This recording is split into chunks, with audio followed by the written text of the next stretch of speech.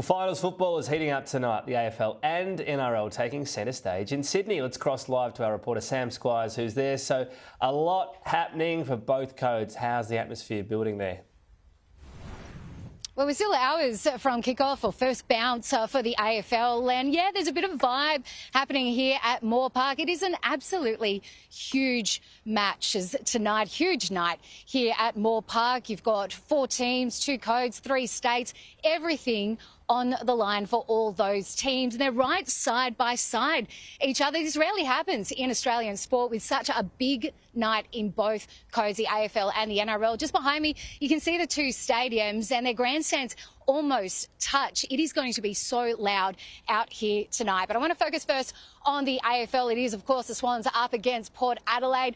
Now, on paper, the Swans seem to have everything going for them. Home ground advantage. They've been the form team of the competition all season, minor premiers as well, and they're vying for their 4th grand final in the last 10 years. Enter Port Adelaide, and one of the most unenviable hoodoos in the game. Port have beaten the Swans in the last 8 straight games, dating back to 2017, and memories of that 112-point thrashing just 6 weeks ago in round 21 are still fresh in Swans fans' minds.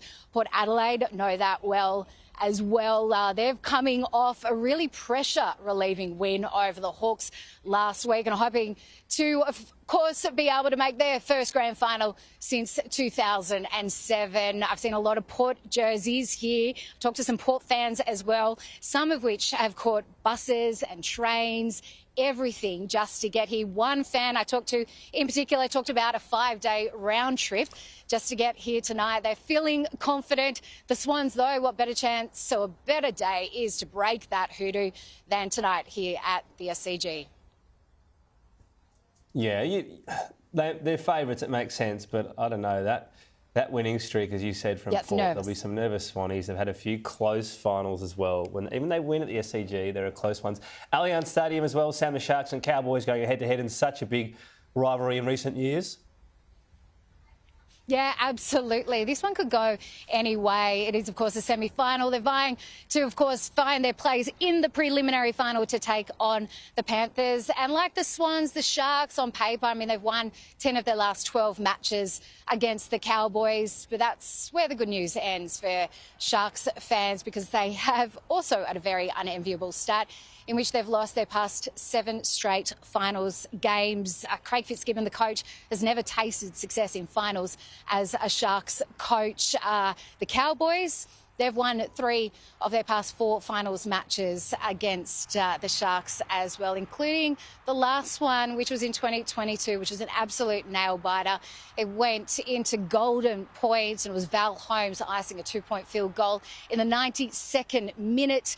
And that's what also has been a big talking point this past week is, of course, we have the Sharks halfback Nicho Hynes, his ability to ice the games. This is a criticism that has plagued him his whole career and continues to as they head into this really important clash, in the fact that he has never really nailed those big moments in the game. And with a history between these two sides, anything to go by, then that could also happen tonight. But like the Swans, there's never any time like the present to break a hoodoo and get that, of course, a personal monkey of Nicho Hynes back. And for the Sharks as well to finally taste success in finals in their last 8 games.